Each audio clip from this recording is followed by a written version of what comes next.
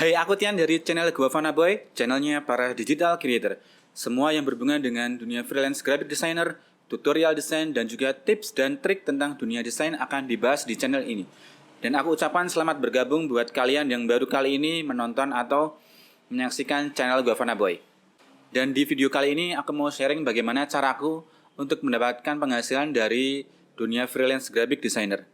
Aku sendiri sudah terjun atau masuk ke dunia desainer sejak tahun 2015 ya. Jadi sudah kurang lebih 6 tahun dan ini adalah 3 cara yang sudah aku praktekkan dan terbukti berhasil untuk mendapatkan penghasilan dan juga mempunyai karir yang stabil di dunia desainer. Oke, yang pertama adalah lewat kontes desain website seperti 99design.com, ada Headswise, kemudian ada Logo Arena, Logo Turnamen, dan dari dalam negeri ada 1000.com.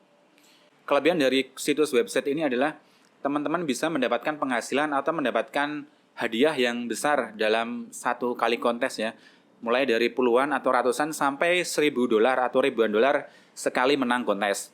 Teman-teman bisa menggunakan kontes website design sebagai tempat belajar yang sangat bagus karena di situ teman-teman bisa menyaksikan atau melihat desain-desain dari kompetitor lain sehingga bisa belajar bagaimana caranya untuk mengaplikasikan sebuah brief klien menjadi sebuah visual atau logo. Tapi selain itu ada beberapa kelemahan dari mengikuti kontes website ini ya, atau mengikuti desain kontes.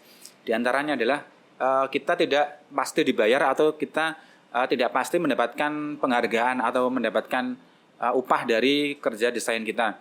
Kita kadang sudah mensubmit banyak sekali kontes atau banyak sekali desain dalam satu kontes ya, dalam suatu waktu, tapi kita tidak mendapatkan hasil dari kerja keras kita.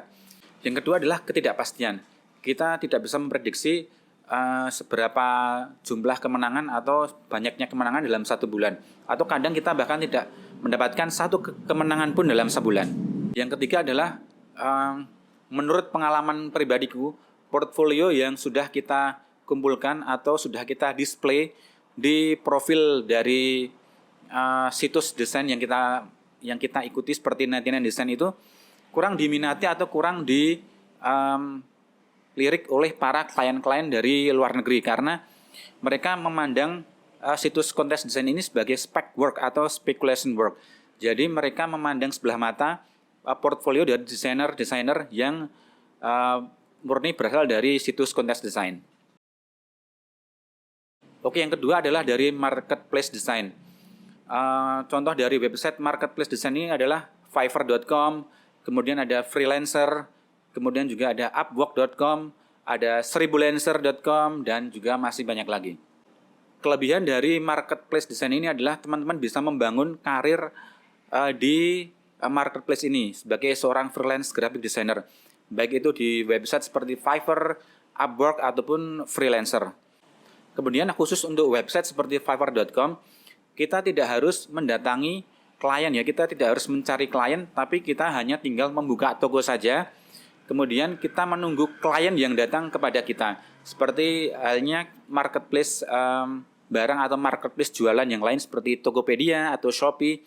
Kita hanya tinggal membuka toko saja, kemudian mendisplay jasa atau service yang akan kita jual, kemudian marketplace itu atau Fiverr yang akan melakukan marketing dan akan mendatangkan klien kepada kita.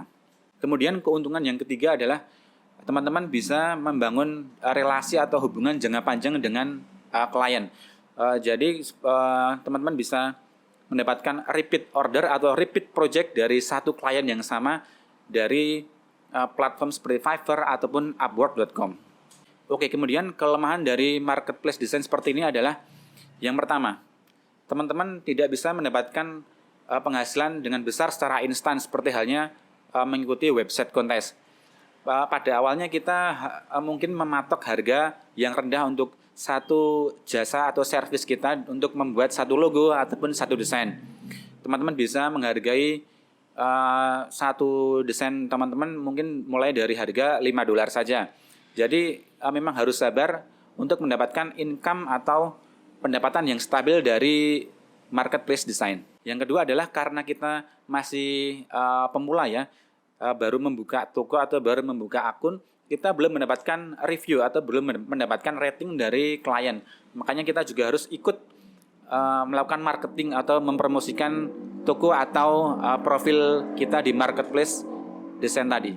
Kemudian yang ketiga adalah kita harus lebih sabar ketimbang sebelumnya kita ikut di kontes desain, karena untuk membangun sebuah karir atau sebuah income yang stabil di marketplace desain seperti Fiverr, Upwork atau freelancer.com ini bukanlah hal yang mustahil. Bahkan itu sangat mungkin, tetapi memang harus bekerja keras dan juga harus memerlukan kesabaran yang tingkat tinggi.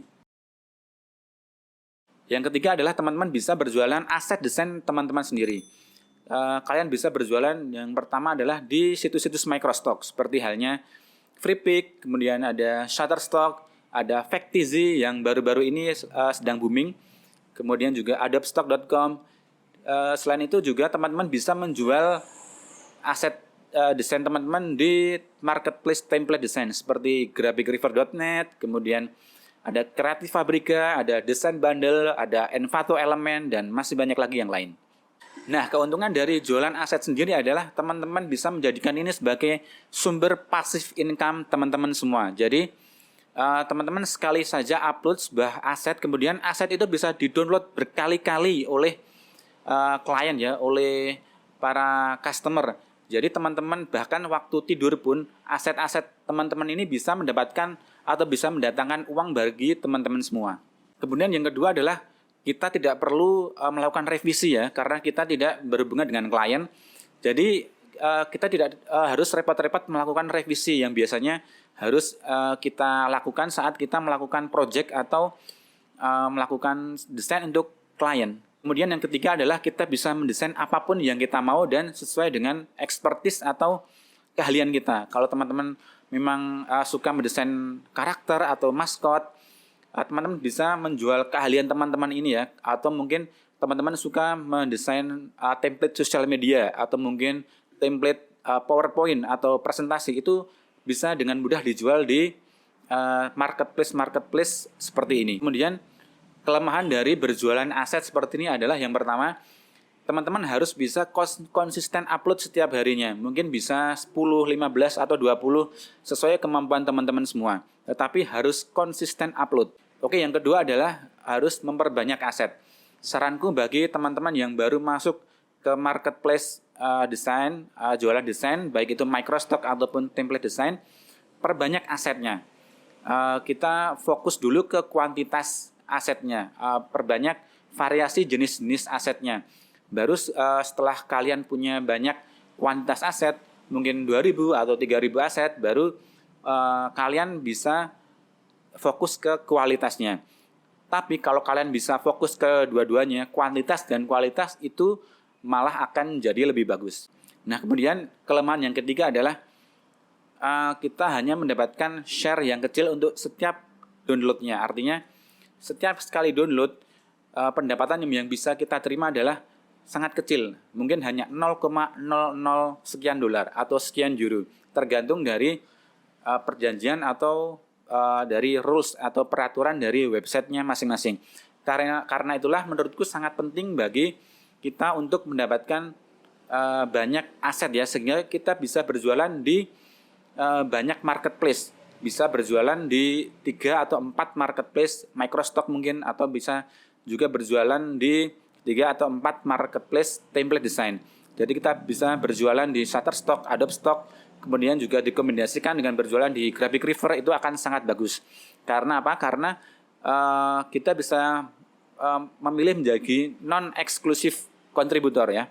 Jadi kita bisa menjual setiap aset kita itu di banyak platform. Jadi kita tidak terlalu tergantung dalam berjualan di satu platform saja. Nah, itu tadi ketiga cara yang sudah aku praktekkan atau sudah aku buktikan sendiri ya.